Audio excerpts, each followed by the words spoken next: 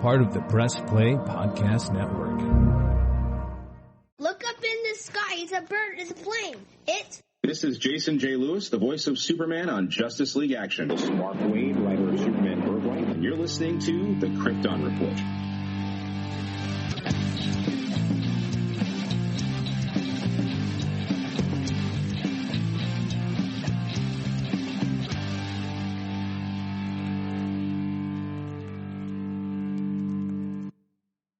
To the Krypton Report, the only Superman podcast you will ever need. Not really. There's a lot of great ones. I'm your host, Tyler, the Man of Steel. Nope, that's James's line. Damn it. Hold on. Welcome to the Krypton Report podcast. I'm your host, Tyler, the Superman of Blue, the Man of Tomorrow. And with me, as always, is James. The Superman of Red. I'm like, that's Man it. of That's all you're Steel. getting this time. Right. like usually you lead me in with a whole bunch of craziness. You're like, that's it, dude? Really? Like, dang, wasn't expecting that. But hey, we got some DC stuff to talk about. Let's see. What's going on in the world of DC? Ready? Okay, so first off, quick news. Last time we talked about Stargirl.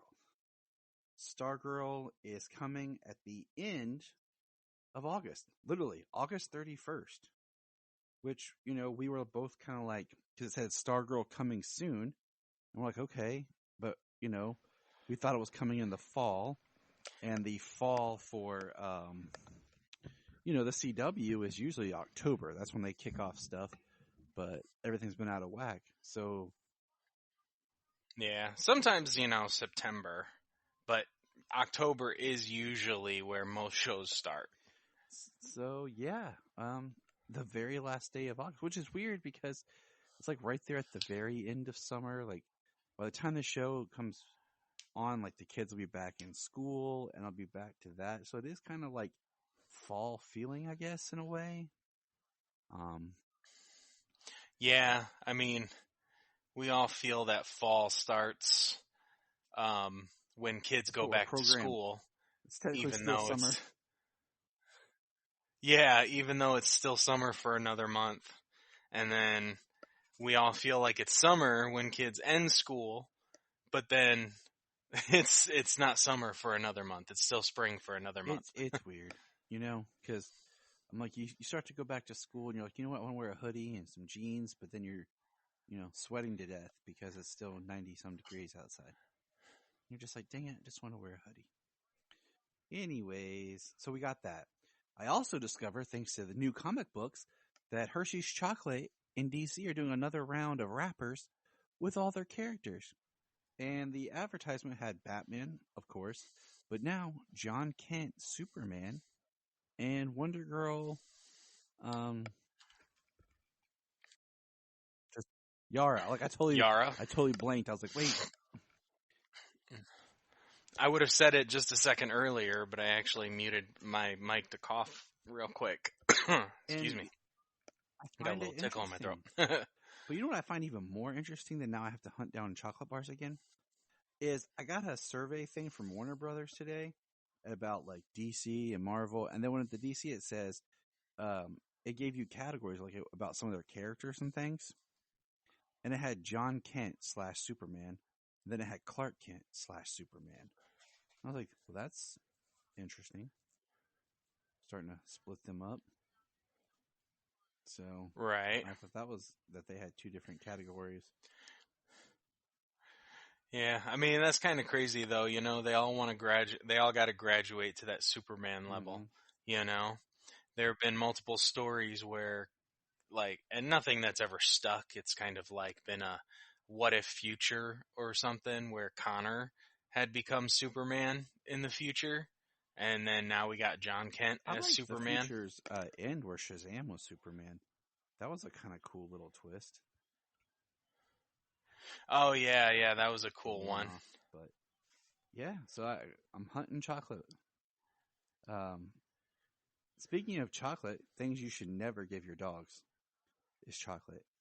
We got a slew now of the new Super Pets posters, but this time it's all the humans. It's like a up close of the the character's face with the voice actor and a slogan. So here we go. Ready? Yeah, it's kind of like a 2/3 Yeah. shot of the face. We have, a little more than I never know half. how to pronounce this dude's name. Jermaine Clement as Aquaman says, "Bring a towel." Right. John Early as the Flash says, "Keep up."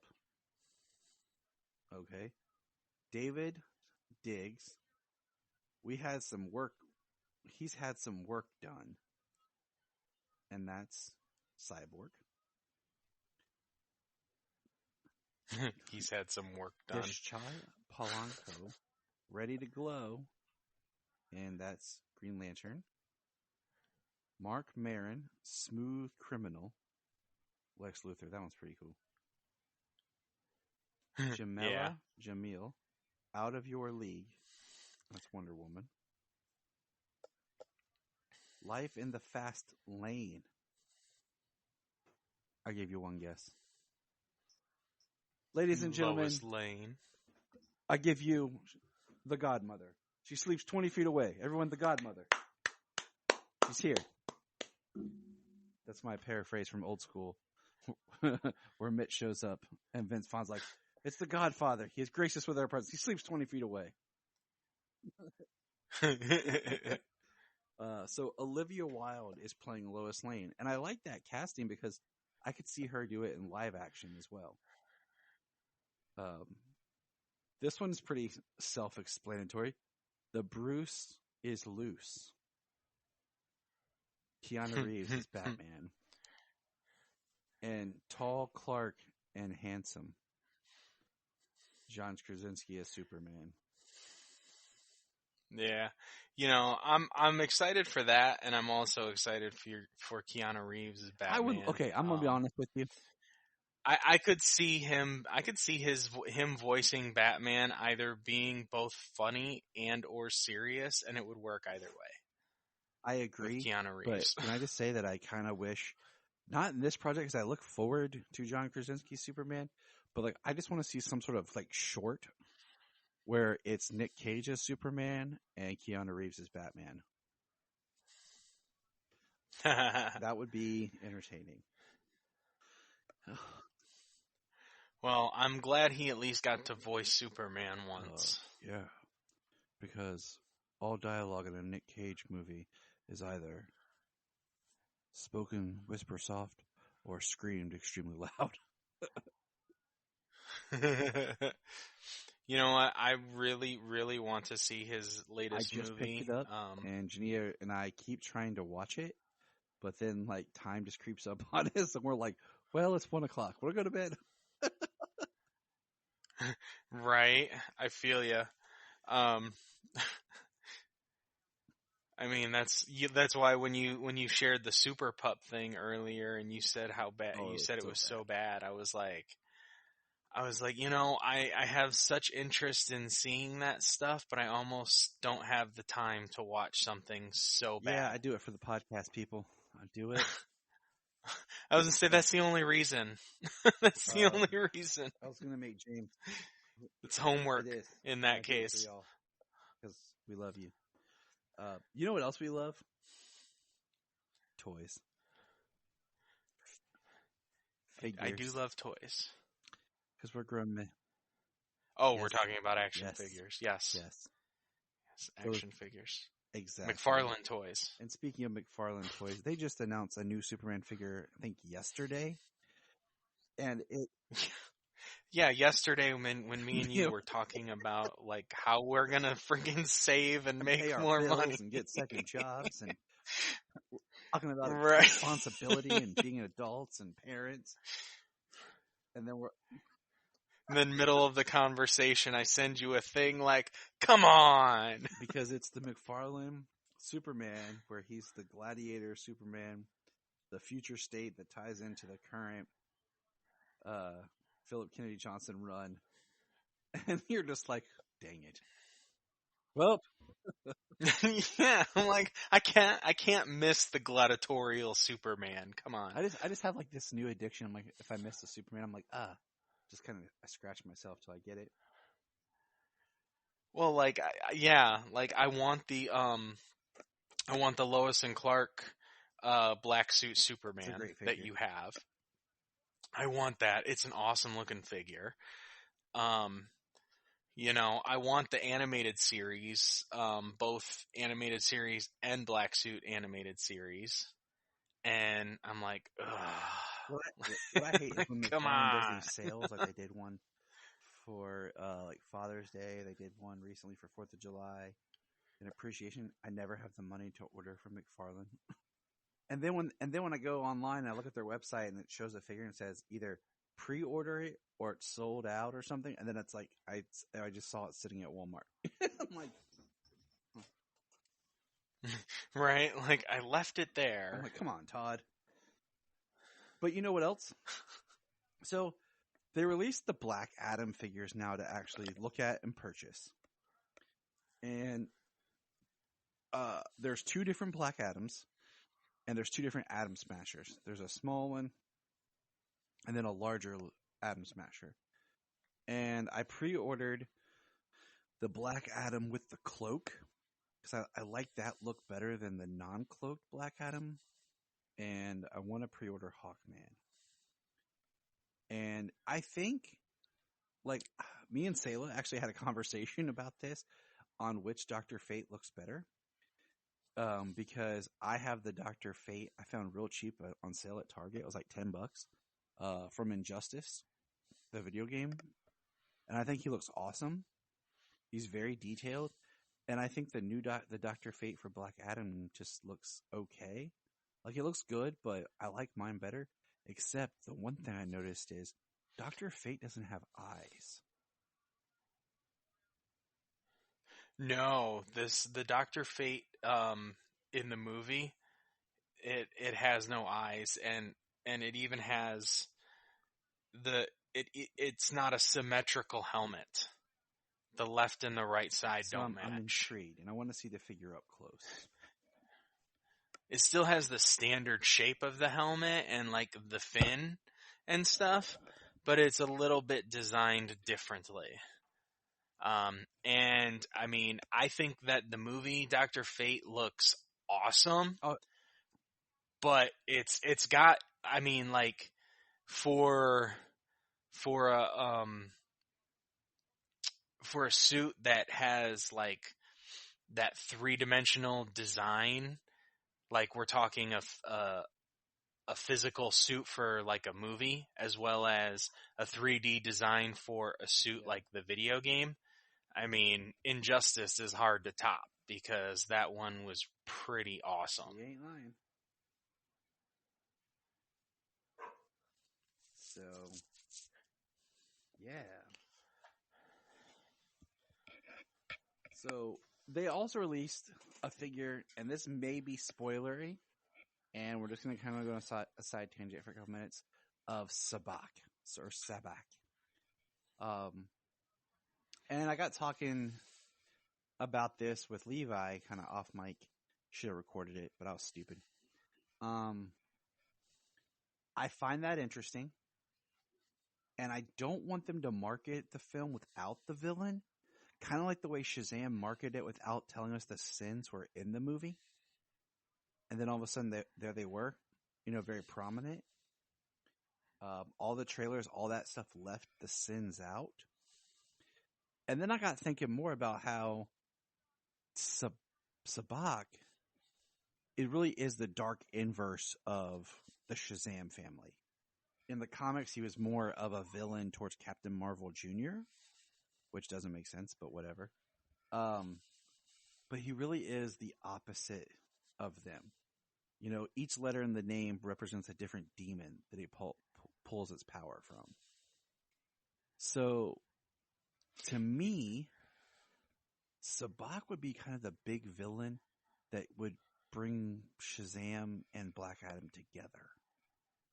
So I almost don't want him defeated and him to become like it's something that happens at the end or something where it's what brings Shazam and Black Adam together in Shazam 3. Like, it's that kind of a level being. I don't know. It's something I had as like a kind of just in my mind thinking like how powerful it is. Yeah. I mean, I've never read anything with Sabak, so I'm actually looking forward to finding something with him in it. But yeah, I mean, it's an interesting name. SABBAC. I know the S stands for Satan. That's it. Yeah, Satan, Aim, Belial, Beelzebub, Asmodeus, and Well, look at you all on top of the devil. Woo! Yeah. And some people might think that if like 3 of those names are like refer to the same, but that's not true. Like we actually get to see a couple interact with a couple of them in Supernatural. Yeah, I just find it interesting. The only thing I've read, okay, with the character, because I actually did some research on it, was... Well, that's why I know the names. Was I did a little bit of research. Awesome. I haven't gotten to read any. When yet, I did with Shazam Cast, we did a crossover, and we read the 4-issue Superman Shazam story, where he ends up fighting Sabak in it and Eclipso. So that is... Oh wow, I'm gonna have to check. Has one of my favorite like panels. One where Superman's yelling at the Wizard, and 2 when Clark comes to Billy. And that's the only time I have read anything with Sabak. So that is just kind of my thoughts on him. And speaking of Shazam and Black Adam, dude, I was doing some research because I was thinking to myself, like, man, because I saw Warner Brothers had no presence at Comic-Con, because San Diego Comic-Con's still a thing, and it's coming up here in like 2 weeks, I think. Yeah. And they just announced that Black Adam will now have a Hall H presentation, and Shazam 2 will have a Hall H presentation. Starting to feel like old times, man. Ooh, nice. I saw the Shazam. Or the Black Adam. I did not see the Shazam 2. Yeah, so that's awesome. It'll be great to see those two. So it's starting to feel like old times, For Solomon Godzilla, they're going to have a big, like, 70-year thing for Godzilla panel. So I hope some of that information leaks online so I can share it with him. And then the last little tidbit of news is on September 20th, we will finally get the Long Halloween movie deluxe edition. And I'll finally be able to buy it on physical media and watch it straight through.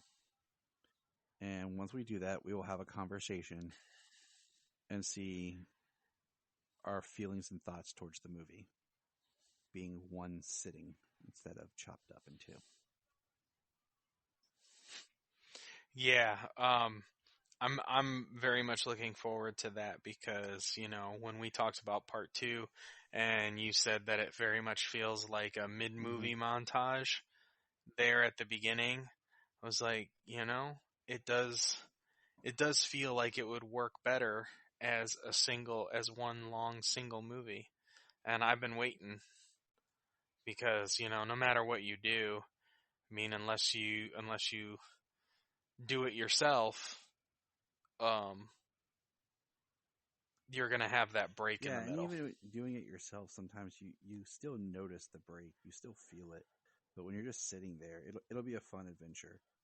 Because it was like, you have the Dark Knight Returns Deluxe. I have the Death of Superman and the Reign of Superman, which isn't exactly the same thing, but it's close enough that I have to that kind of 2 movies in one. Yeah. I have both of the complete ones now. Being awesome. Well, you gifted me the other one. You gifted me the Dark Knight Returns. Awesome. So that you're awesome. So all right. So James did tell me he did the homework, and James watched some Superman. Yes, I did. And I just want to give a shout out to our friends over at the All-Star Superfan podcast. because they actually have an episode that just dropped with Sam Rizzo, and I haven't got to listen to it yet, but Gerard Christopher does pop up in the episode. He does show up to chat with the boys. So, Oh, that's sweet. So check that out. Now, James, which episodes did you watch? Yeah. Season 2, awesome. 1, 2, and 3. That's what I like to hear. Okay.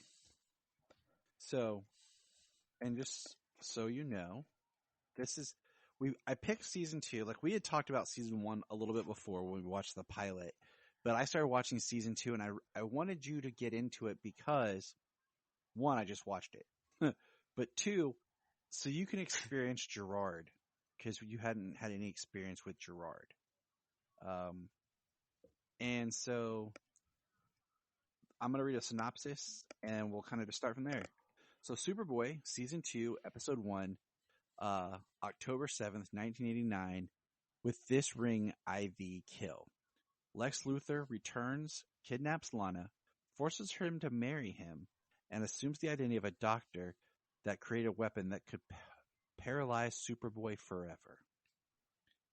So, James, I'm going to let you go on this. Just thoughts, feelings, take it away. I mean, even though this Lex is, I don't even know, really. You open up with him saying that he had to change his appearance, he had to change his voice and all this stuff to age himself 15 years, so he would be unrecognizable to Superboy. And then he reveals himself. Like, he doesn't hide at all. He reveals himself and everything he wants to do. Like,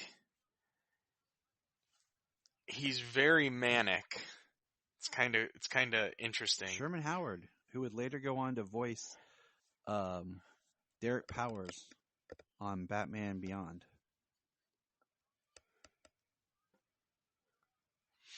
I know I've seen the actor in some things over the years. He's just recognizable to me.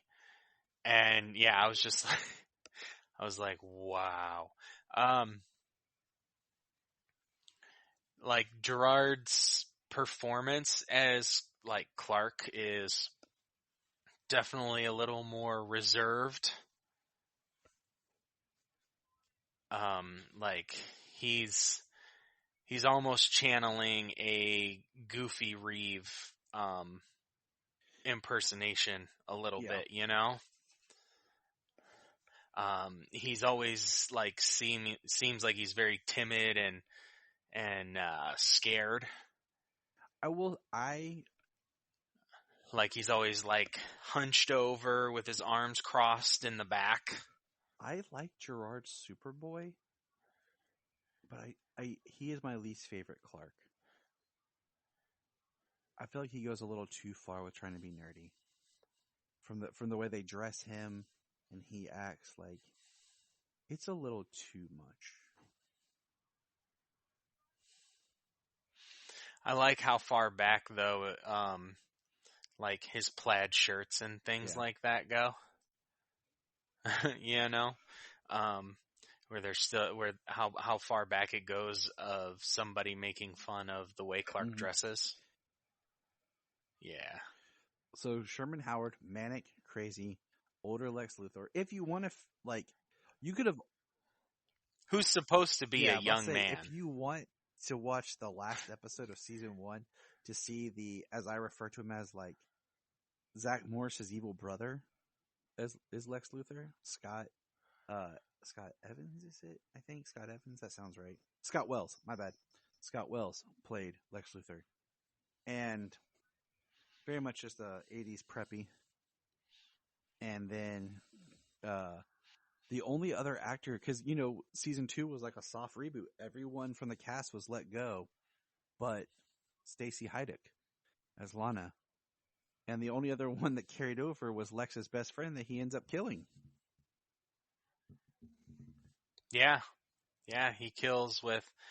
So, I'm not sure what he said but the subtitles said That sounds Kirari. right. So, but that did not sound like whatever Lex Luthor was calling it. But that's what the subtitles said, and I know that that's at least a poison in the DC universe. I don't know if it's a real poison. I have not done my I've research not done my on poisons. that. I'm not yeah. I don't know my I don't poison poisons. people on the weekend. Right. Yeah, just a social poisoner. I do it on Wednesdays. I poison people on Wednesdays. But yeah, he said the subtitle said Kirari, and I was like, oh well, that's cool, just to see that kind of floating around, being utilized like before Arrow. You know, kind of made it a big deal.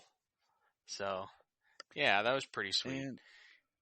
And, yeah, the way he killed his friend, though, I was like, geez, like, it makes me wonder if Lex was as cold and crazy before he was recast. I wouldn't say so. I think I mean, he was, he was kind of douchey in the pilot. But isn't it even a different actor later on in the season than that guy? Oh, okay. Yep.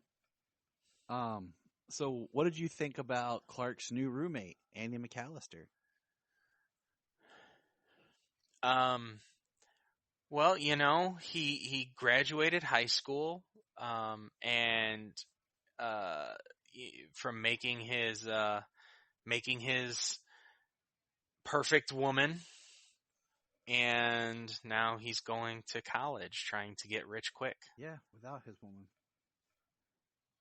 Yeah, without his woman, from Weird Science.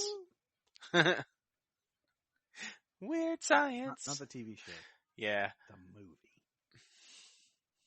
With Robert Bill Downey Paxton. Jr.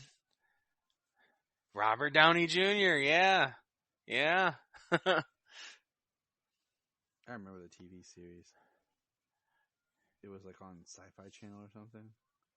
But it was weird. In not a good way. Anyways.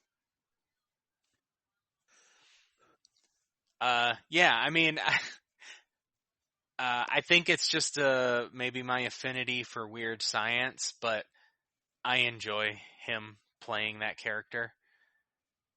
Because, like, the only thing I've ever seen him in before that was Weird Science. Was at Superman Celebration last year. Was he? Oh, that would have been sweet. But that's the only thing I've seen him in, and he plays like the timid character. So to see him in this being like uninhibited is pretty fun. And like I said, I just, I like that movie. So I was kind of like, I had a nostalgic feel for him. I was like, yeah, that's sweet. I'm glad I'm getting to see him in something else. And, it being Superboy that I'm going to be watching a bit of now going forward. Now, last kind of question for this episode is, what did you think of Stacy?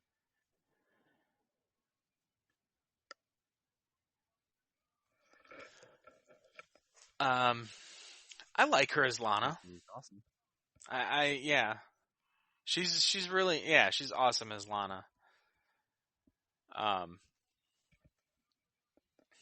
I know one of the episodes I watched, she's always kind of the damsel in distress, but she always tries to be helpful. She always gets captured, but then she always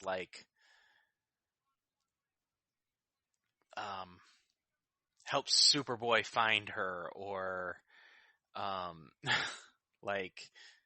am I trying?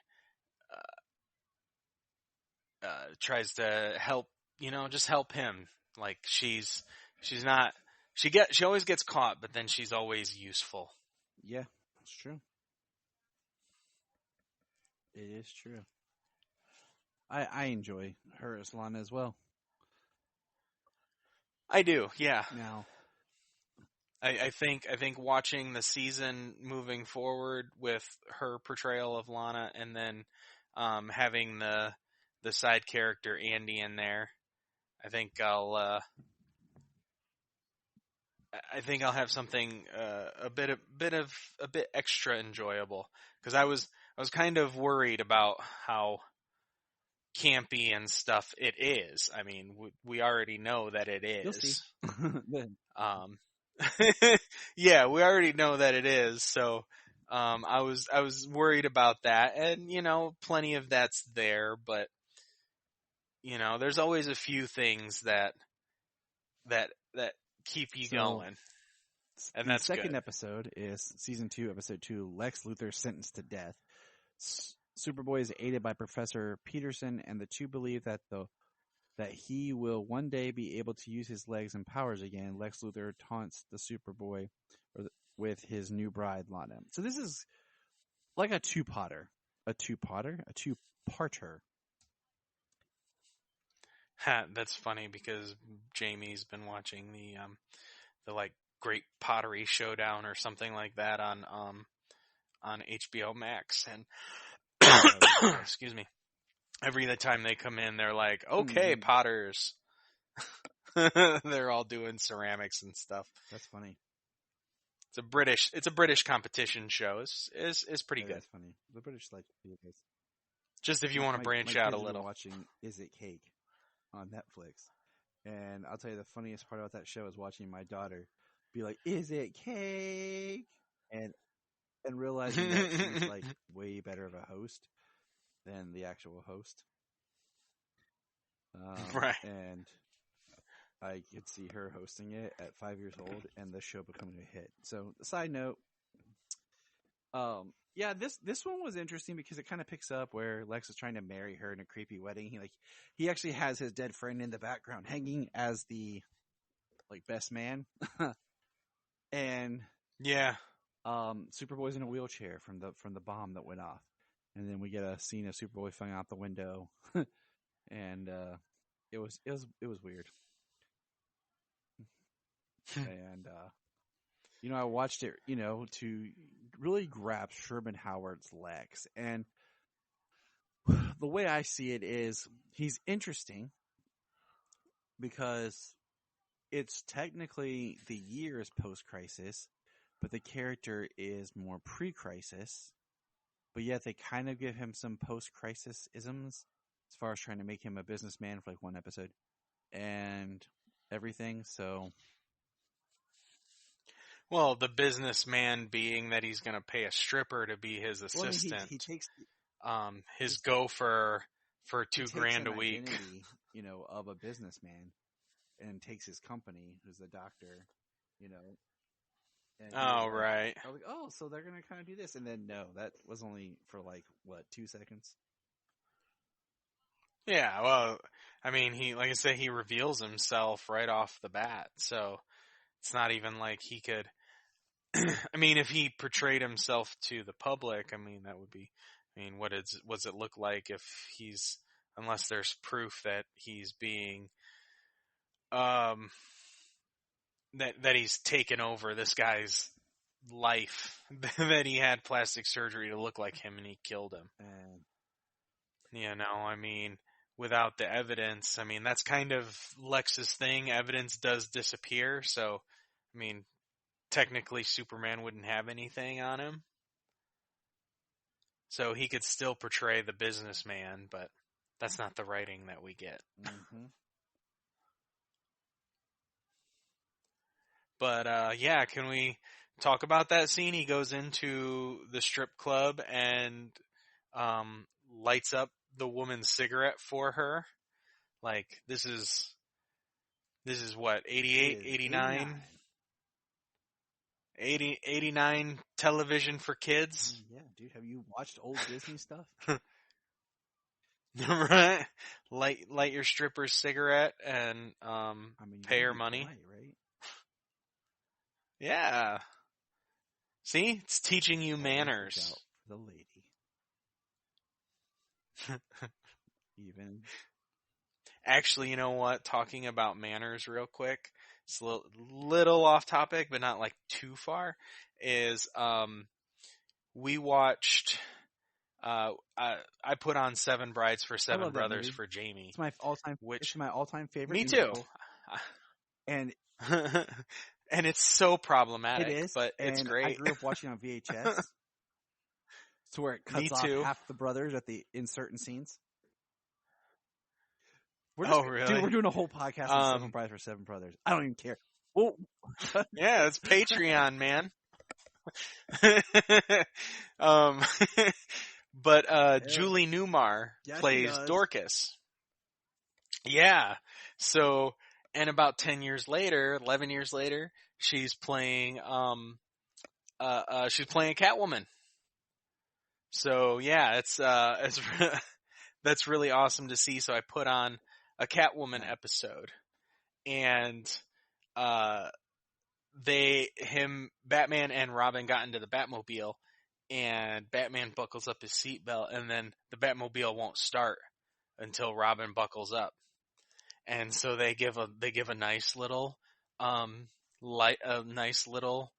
safety lesson on buckling your seatbelt. I pointed out today while watching Star Trek with the kids how the Enterprise took a missile, a photon torpedo from the Romulans, and everyone on the bridge fell to the floor because nobody was strapped into their seats. There I was you like, go. see, if they were buckled up, they would have still been in their seats and able to fly the Enterprise.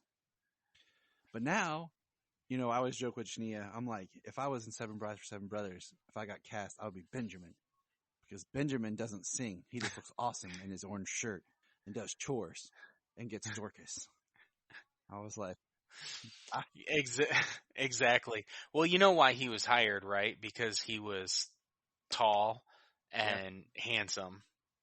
Not for dancing, not for singing, just they needed somebody tall to stand next to Julie Newmar. He's the muscle. he was. And then you got, which was, I think if I remember right, Ephraim was French, and he's like a ballet dancer.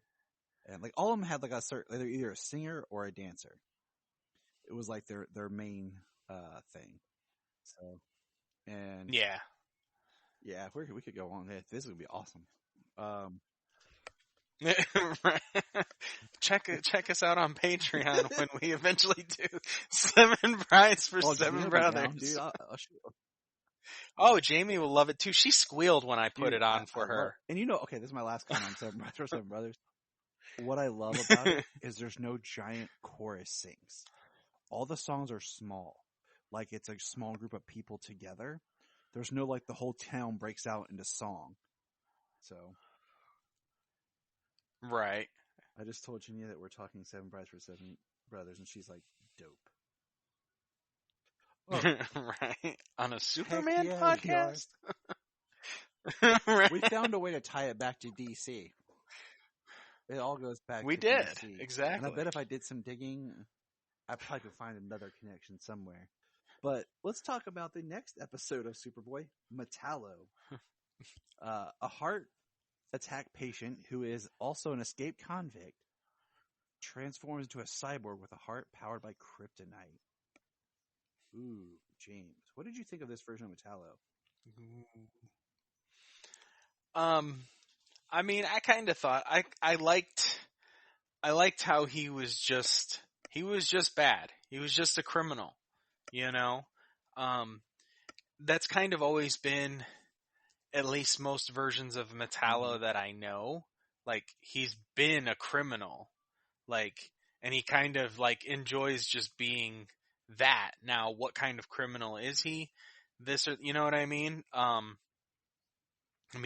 Besides the obvious other exceptions of him being like a military guy, but still being a jerk.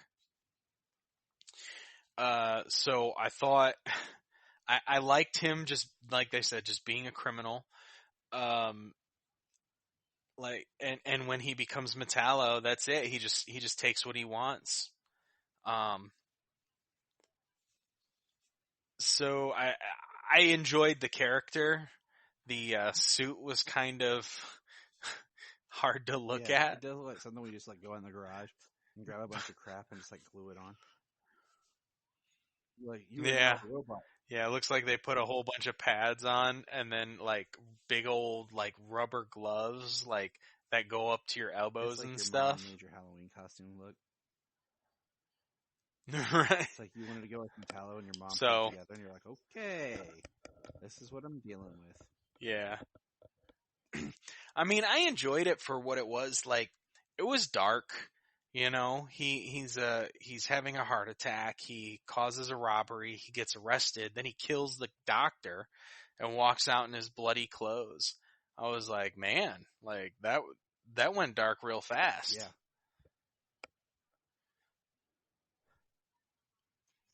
So, and then like I can't not say something about the lead plates that create Superboy's suit. Yeah. That was pretty wild looking. Yeah. Yeah. But anyways, so that's kind of, I liked it because it felt, Metallo's had an interesting run in the comics, and it felt pretty true to the comics. You know, at that time where he was compared to, where a lot of things would eventually go. So I was satisfied with Metallo. It's definitely more in the vein of the campiness of the show, but it still felt good. Yeah, he's like I'm gonna take those gold and platinum bars, and then they shoot him. He's, look what you did to my suit. Yeah. Which I appreciated him having like a gangster suit, you know? I like that. All right.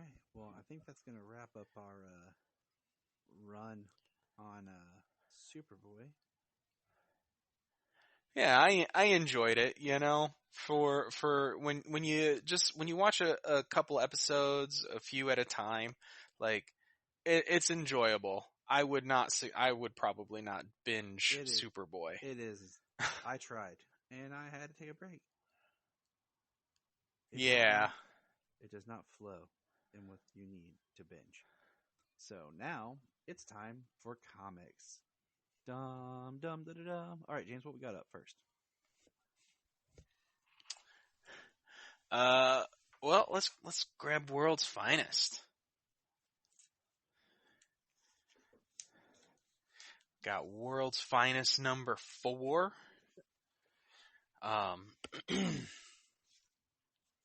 So last we left, Hal Jordan is being controlled by the devil Neza. He is using his constructs to capture and attack Superman and Batman. And Superman actually can't break the constructs because they're being reinforced by magic. Which is very cool, very interesting, you know? Like blades cut through his leg and stuff. It's a nice concept. Yeah, like we know the original, like the Starheart for like Alan Scott Green Lantern had like a magic base. But yeah, it's pretty cool to see because we've seen multiple on different occasions Superman go up against people like Hal, and although they hold their own because the Ring and the Green Lanterns are pretty doggone powerful themselves, their constructs usually don't stop Superman. They definitely slow him down, but in this case, they're actually trapping him. They're cutting him. You know. And we see the devil's got Batman with a sword to his throat. Can I just say that I also just really love how there's like a giant like page spread of World's Finest with, DC Comics Presents. I just think that's pretty awesome. Yeah, it's definitely a title page. It's really awesome. You You don't ever see that in comics. If you're lucky, it's at the beginning. Most of the time anymore, it's kind of at the end. I hate when they put it at the end. It's a pain in the butt. I hate it. I hate it. Hate it. But yeah, the Neza is telling him that he was entombed for 4,000 years. That he created a spell that would get him out using runes. Just inventing a new spell that would free him from his tomb. Then he takes control of the citizens of the city. I think they're in Metropolis. It doesn't look like Gotham City to me. I think that's where they went in the last issue. It's not Gotham City. Is it dark and dingy and you just want to cry? It's not Gotham City. It's almost.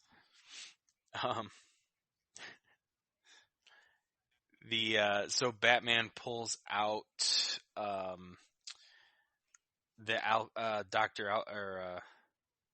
Dr. Alchemy's Philosopher's Stone.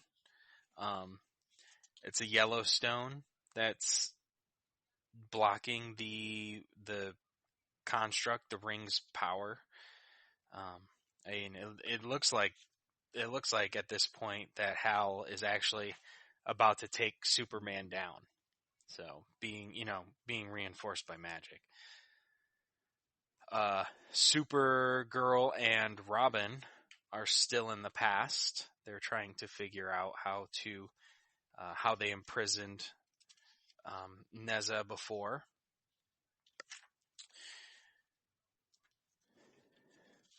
They basically find out that someone has to stay behind and sacrifice themselves to imprison. Yeah, it can only be sealed from the inside. So somebody has to sacrifice themselves, which I believe Zoran, something like that. I mean, could be anything with an Asian name like that. Well, the letters don't actually sound the same. They use different sounds for them. So the name of that just I'm just not sure if I'm pronouncing it even close to right. Well, you're doing a fine job. Fine job. I don't mean for it to sound bad or nothing. Apologize if it did. So they're heading back through time, back to the present, and a time storm, and Kara loses Robin somewhere in the time stream, which is nuts.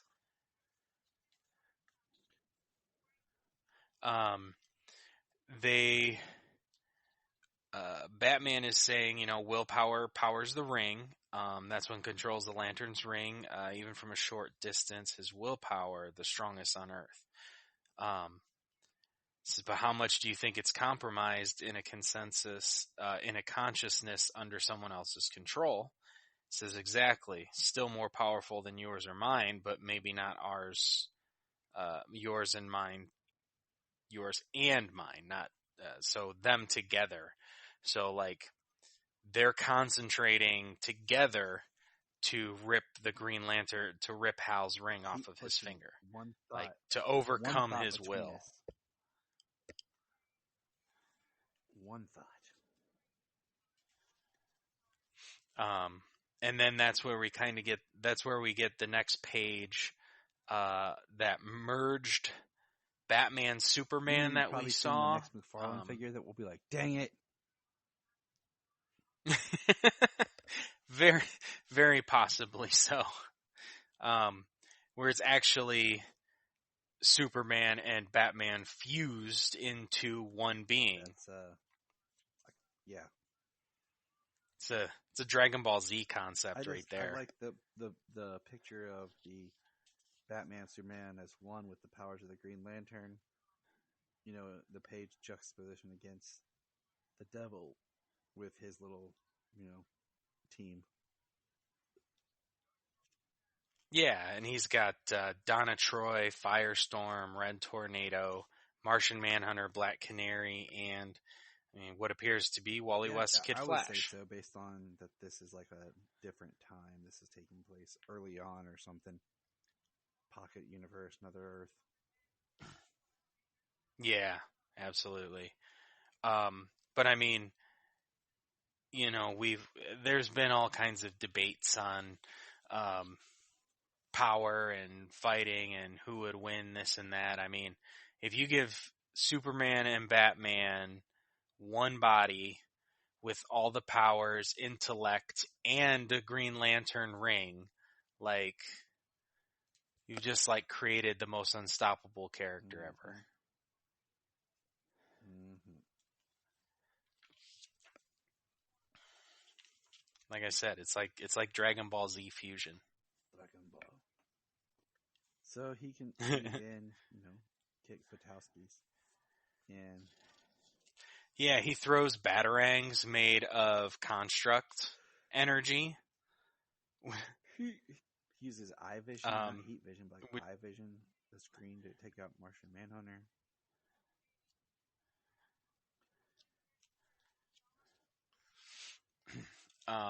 Uses constructs to create a mask over Canary's mouth to anchor Wally's feet to the ground. I was going to make a joke, but you haven't seen Doctor Strange yet, have you? Multiverse of Madness? Yeah, no. I think I've seen the meme where Scarlet Witch goes, "What mouth?" Yep. And Black Bolt's mouth is gone or something. At least they didn't do that. Yeah. What I do Right? find fascinating is how we see Lantern Fusion power level, and it's depleting hardcore. It really is 9, 8, 6, 5, 4, 1.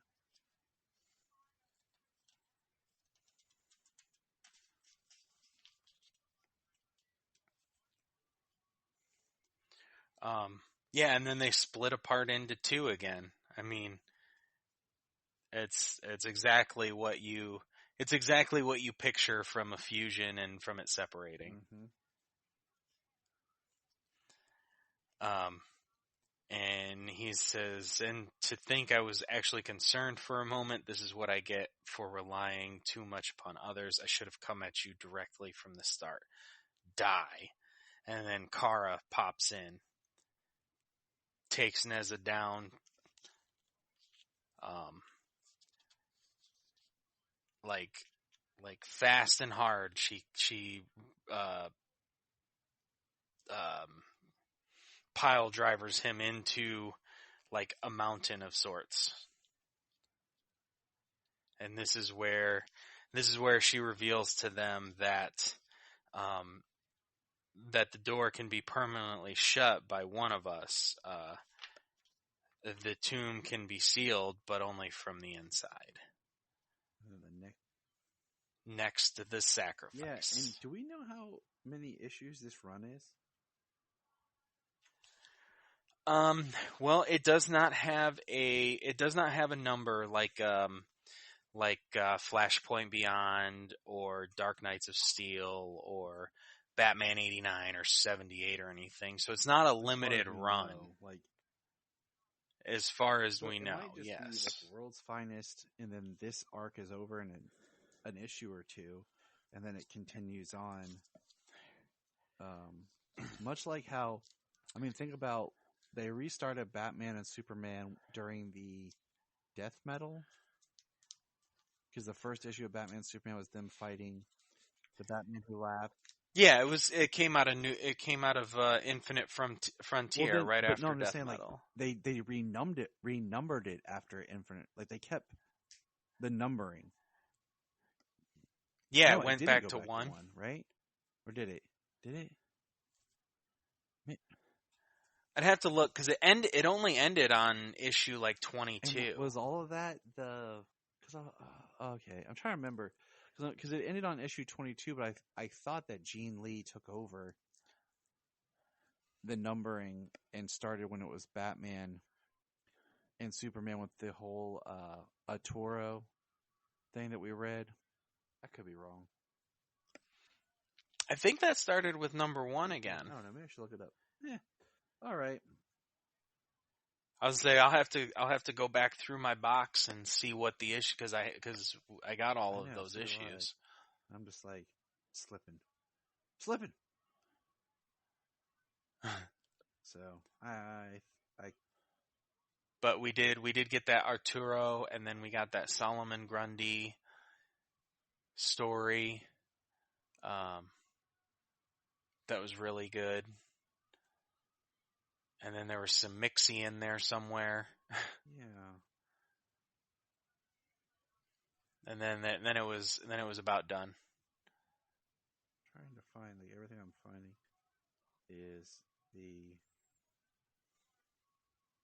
I don't know. It's not a huge deal, but I thought it just continued the numbering from where it started before, but because they're known to do that. That's kind of my point is they'll do these for a while. Right. So it makes me wonder if this is just going to be a new ongoing book or if it's like Wade and team are just going to do it for a while, but it seems like Batman Superman should be like a book that goes on forever. But it doesn't. But you know what book could go on forever? Our next book. James, what is our next book?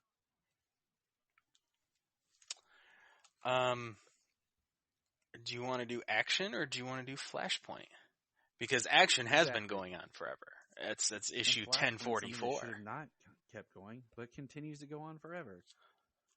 We'll do Action. Yeah.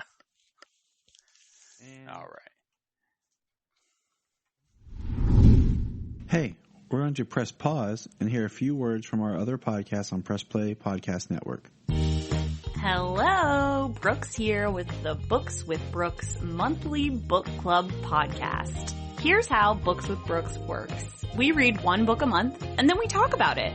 Classics like Stephen King's The Shining, debut novels like We Are the Brennans by Tracy Lang, and tons of other compelling, life-changing stories, one book and 1 month at a time.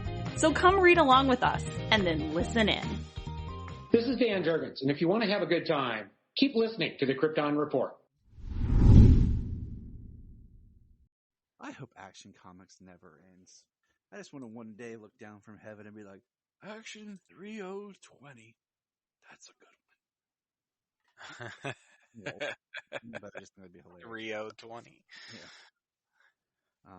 But hey, let's do this. Okay.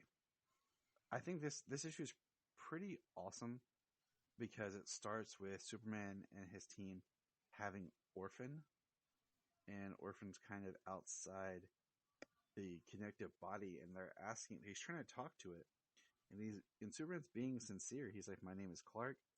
This is Manchester Black. I'm sure you already know that, but you know, why are you called Orphan?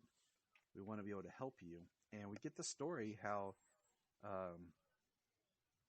an event that happened during Justice League No Justice, and this group of people, this alien group, Valerians, if I'm pronouncing it correctly, and she's pregnant, and they're attacked by the source wall when everything goes crazy, and they're dying, and this little robot, almost like a robot pet they have, protects the baby, because it shows us when Mongol and his team come on, they find the baby, the fetus, Orphan in the tube, and the techno-familiar, an adaptive synthetic animal programmed to serve and protect its Valerian masters. It likely assimilated the mother's corpse to save the fetus, and the power released by the source wall's destruction has preserved them this way.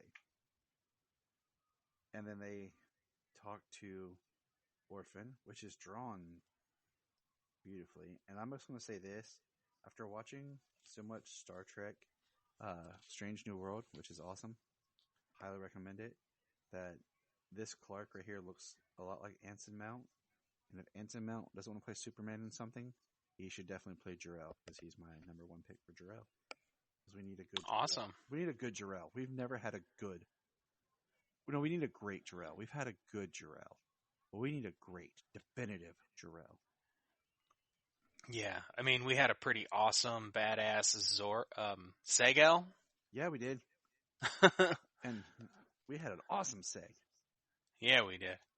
But they talk about the mother boxes, and then he talks about the orphan boxes and what's different. And he says, the orphan boxes do not teleport, they transcend. When fueled with Genesis, they can transcend life and death, space and time. The entropy that gives time, direction, and meaning. They transcend the infinite paths and find the inevitable truth at their center. Yeah, okay. Like transcend the infinite paths. That's interesting. Everybody just looks like, all right. And then right. I definitely think that's building to something bigger. I mean, Genesis has been around since the beginning of Kennedy Johnson's run. So, really, Genesis, the beginning, huh? Terminator Genesis. We don't talk about Genesis. Hey, you know what? We don't talk about Bruno. What? I would love to see what that movie in the original edit before they decide to pull we're going to make this a bigger series, and they cut out Matt Smith's part where he was supposed to be basically Skynet, and they retweaked it and was trying to alter footage so that they could do a sequel with, and I want to see that edit of Genesis. So the Terminator franchise is like the second most messed up franchise after Halloween. But anyways, back to Superman. So we see the two kids that we've kind of been following are playing with something they found, and we see Superman shows up and he says, "Those aren't finished." And he tells them it's kind of like a Kryptonian child's puzzle box. He's like, "I want it called Koltar. I wanted you to see what they were like, and I was making them." And he's like, "At home, I would have made it out of wood." They're like, "What's wood?" And he's like, "Okay." And he's telling how wood is the flesh of trees, plants that grow out of the ground and are high into the air, straight and tall. My son Jonathan is grown now, but I thought you two might like these. There you go, Bendis, robbing Superman of loving his young child. Then Midnighter shows up and it's like, "Blue, it's time to go." And they ask, can we have them, please? And he's like, "They're not finished." And the children say, "But can we?" He says, "Of course you can. Get some rest tonight. If you like, tomorrow we can finish the boxes together." And then we cut to Mongol, and they're going after to save June. And he is yelling at what's her face? I don't even know what they're called. They're like little priest-looking creature weirdo that are bowing down over top of where they're keeping June. And he talks about teacher being the only reanimator of any value. And he says, "Lord Mongol, please, we have lost both teacher and orphan. What are simple they're just alchemists to do." And then, of course, Omac's like, "You promised me Laya, the real Laya, not one of your undead freaks to wear her face." Then Mongol, like, chest blasts her. Like, he shoots energy from his chest and it's like, "I am the Mongol who is. Mongol who is bound by no word or deed. Mongol does as Mongol will." And we cut back to where they're entering the lair of Mother with Orphan to try to rescue June. And Mother's just so creepy. And just talking about the marrow from their bones. And then, and she's like, she's like creepy, scary, and she's like scary, powerful. As we learned in the last issue. And then, Midnight like this magic infant, and Orphan just like goes full Super Saiyan on him and just like blasts everything to death. And then like the Queen Alien pops up, and it's Mother, but it's just kind of funny because the way it's like transforming looks kind of like the Queen Alien. And Superman's like, I want June.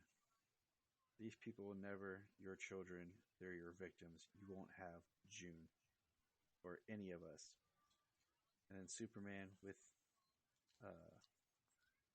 Orphan's assist, they basically kick butt because he does. Orphan's being taken, and then you hear ping, huge burst of light, and you hear Superman just yelling at her, like, take it up with the one who brought you here. And basically, she comes busting in towards Mongol, yelling false, and Mongol rips her jaw off and talks about her feeding the worms. Fetch the blood priest. Let this one be one of us. Use one last time. That is pretty intense. And then we see where they're keeping June. And we see what Mongol's real plan for Lila is. As Light Ray, this one was once called, it would need a different name, I think. And it says the next issue is the Black Razor. And then we have the backup story of A World Without Clark Kent, Part 1. Which is Supergirl, who's now Superwoman, right? Yes. Not Super Lady, but with they're trying to help the Philosian. Why can't I never remember her name? I remember stuff when I don't need to remember it, and then when I do, I'm like Theola. Yeah. And then when they're like, "What is this, Tyler?" I'm like, Theola. Yes. And we have Kellex there, and we have Steel suits up, and we have Supergirl and Steel trying to help her. She's admitting for her energy. And Kara grabs her and takes her where, James? Where do we take all Kryptonians when they need help? To the sun. To the sun. And then the last part in the back is when we're in Belle Rev, and they're Amanda Waller is presenting Conduit with a new suit, and Conduit was someone, if my memory serves me correctly, he was a dude who grew up in Smallville and was a frenemy of Clark Kent's. If my memory is serving me correctly.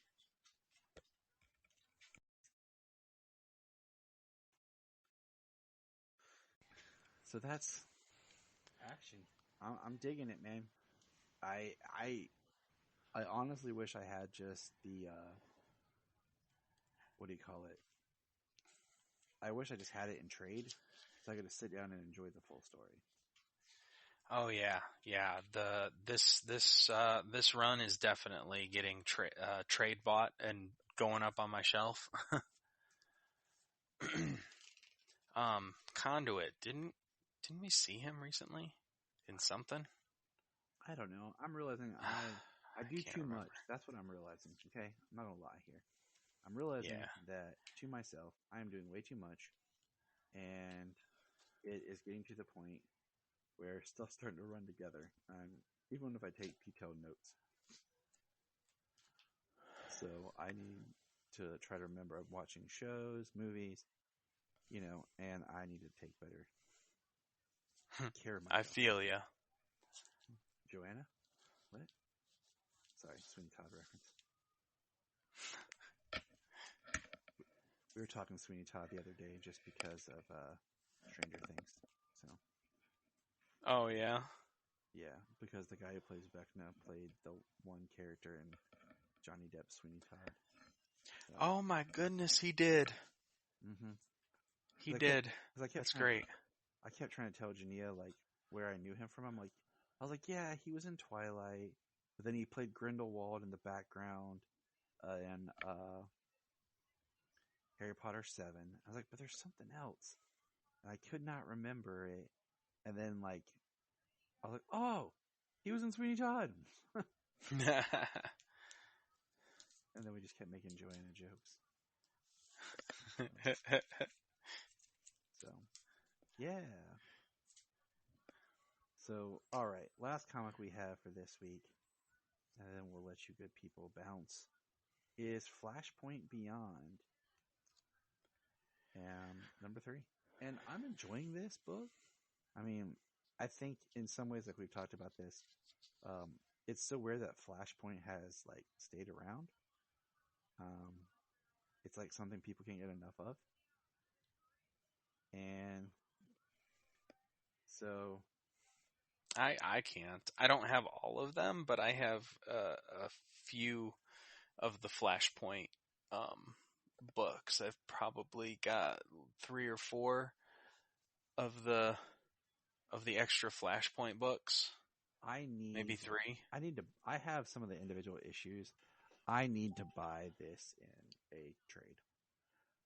So this or Flashpoint? Flashpoint.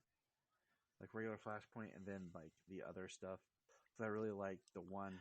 Well, my favorite tie-in is the Thawne story, where he like talks about how he's like in one panel's talking about having a brother, and then you see him run, and then the next it's the same panel, but his brother's been erased. It talks about how Thawne kept changing his history.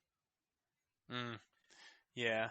I mean, the obviously the cool thing about Flashpoint is kind of the cool thing about most Elseworld stories, where you can create a new backstory for a lot of the characters, or new outcomes for them. So in the books, in the tie-ins, you see so much of the DC universe, so many different characters in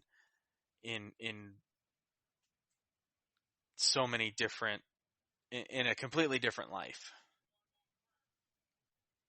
Yeah.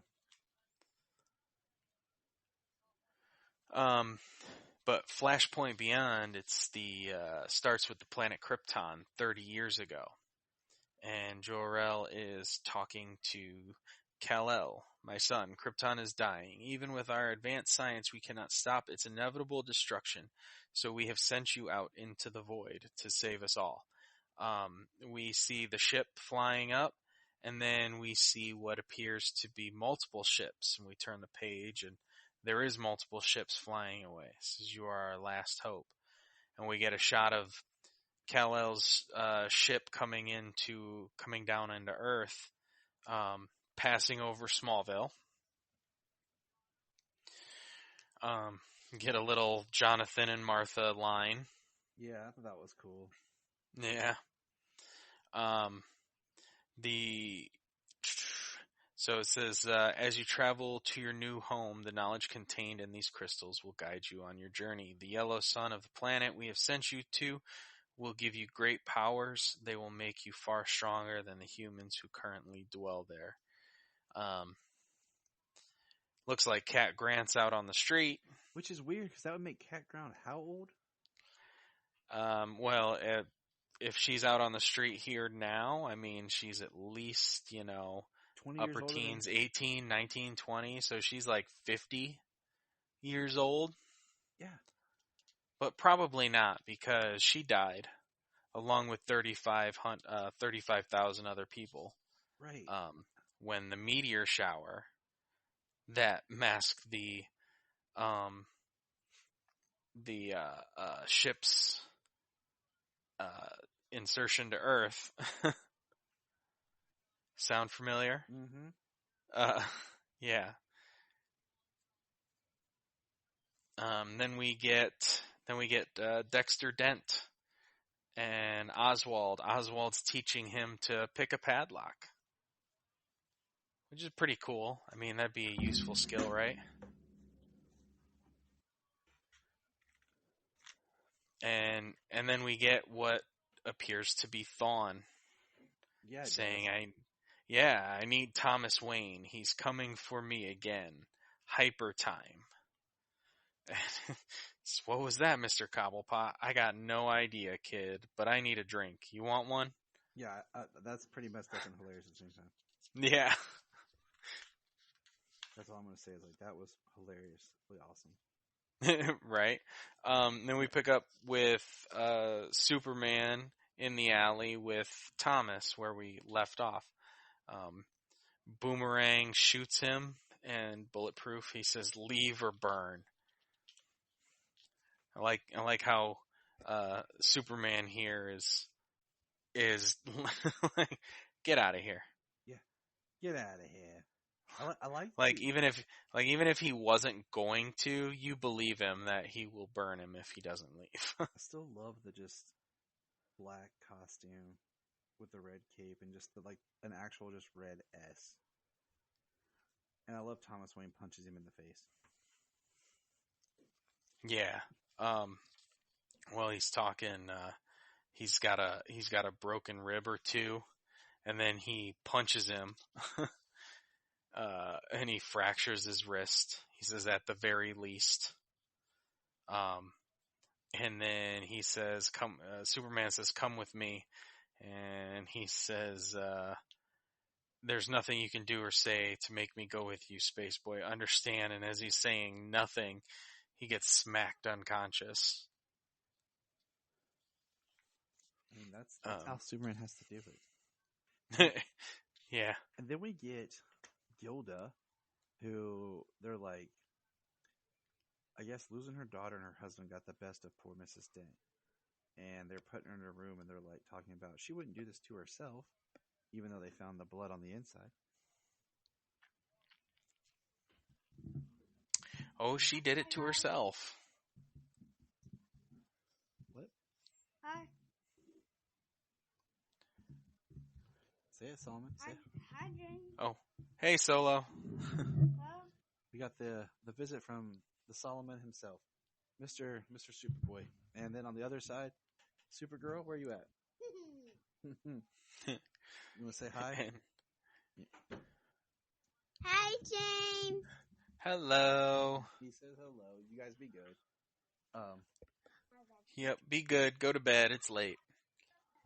And then Gilda, we see that her coin, as she talks about wanting her Dexter back, is a Wayne casino chip.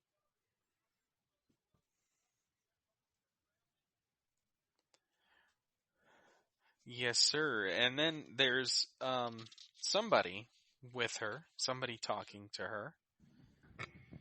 And don't know if it's crazy or not. I just think but there's a shadow, so I don't think so. Yeah, that's why, she's becoming Two-Face, but at the same time, I'm like, Shadow.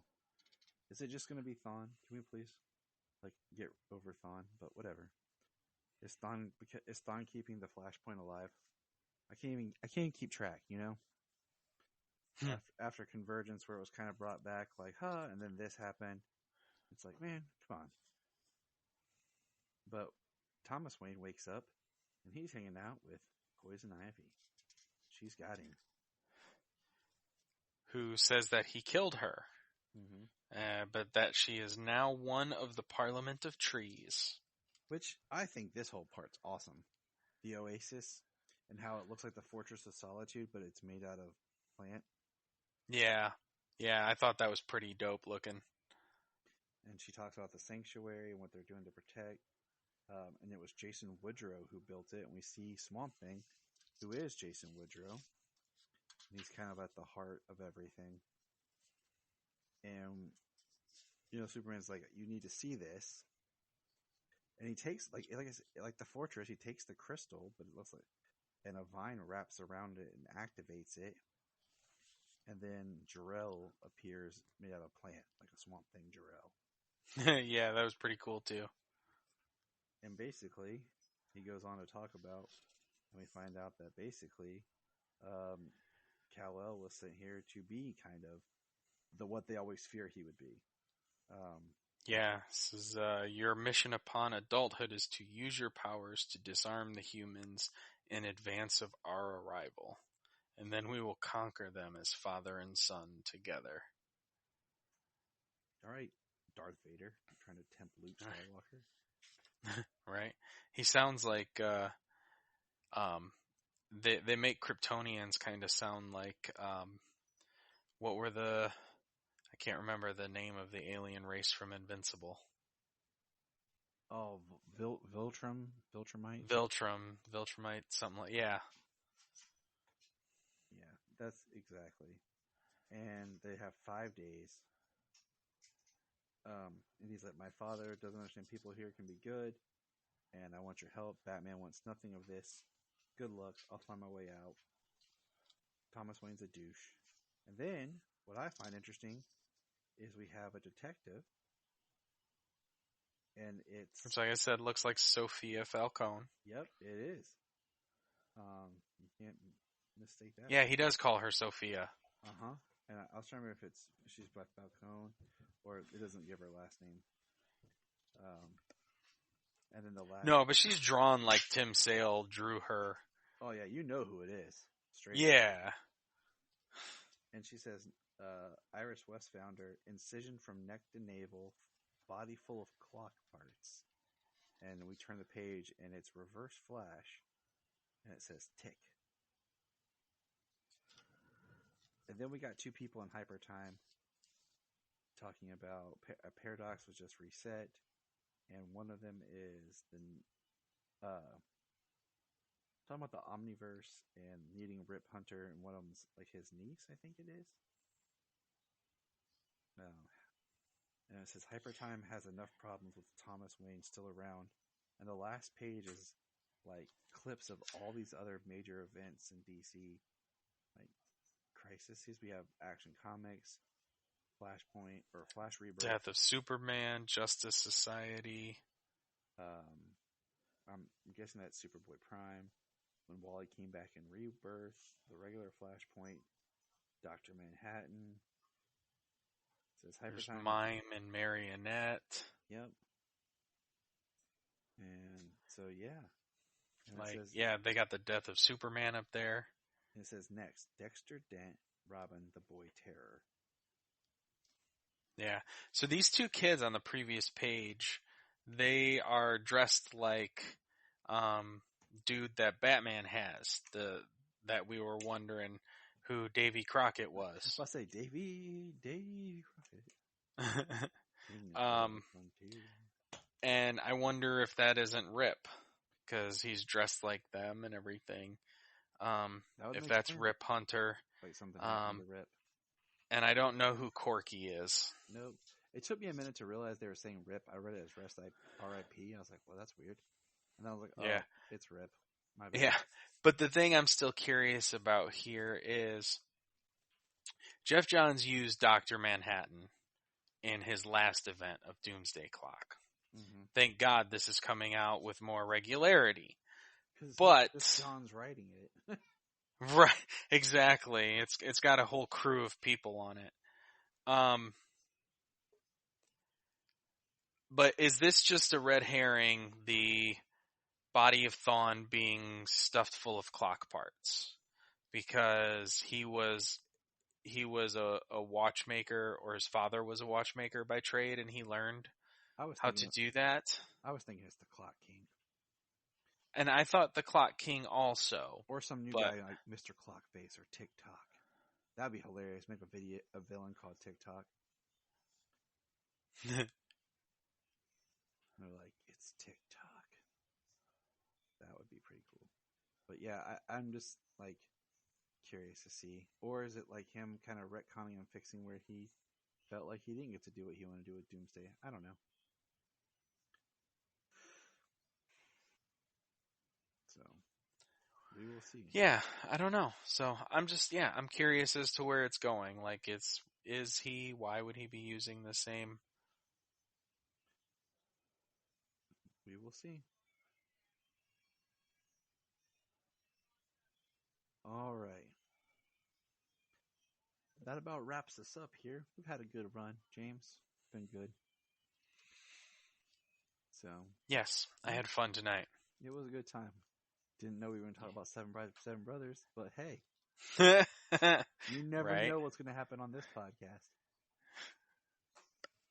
Now we cut away to our segment on the importance of flossing. James?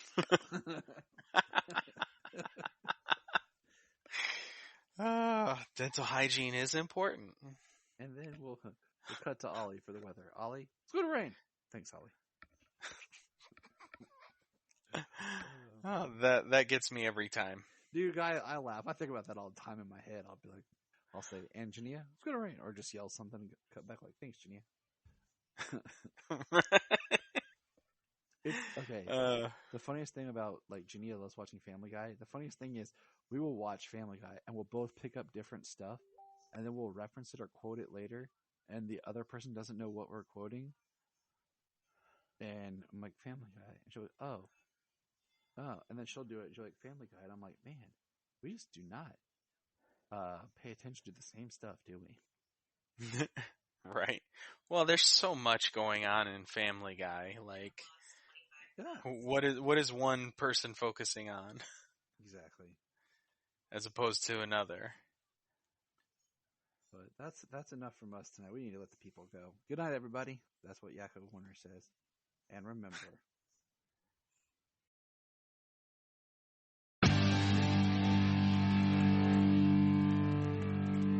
Look up in the sky. Yes, it's Miss Sailor. We just want to say if you've enjoyed this podcast, please check out other podcasts on the Press Play Podcast Network. remember to check out Krypton Report on all social media platforms. Go to linktree.com/Krypton Report. You find all of our information right there. $1 a month, you'll get extra special content that you don't get on the main show, like movie commentaries and whatever else comes out of our mouths. So check it out, patreon.com/Krypton Report. If you are like Tyler and James and can't get enough Super Talk, check out these other podcasts.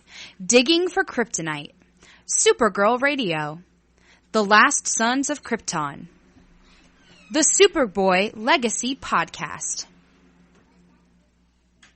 All-Star Superfans, Superman the Animated Podcast, The Aspiring Kryptonians, Always Hold On to Smallville, Caped Wonder, The Geek of Steel, and Truth, Justice, and Hope Podcast.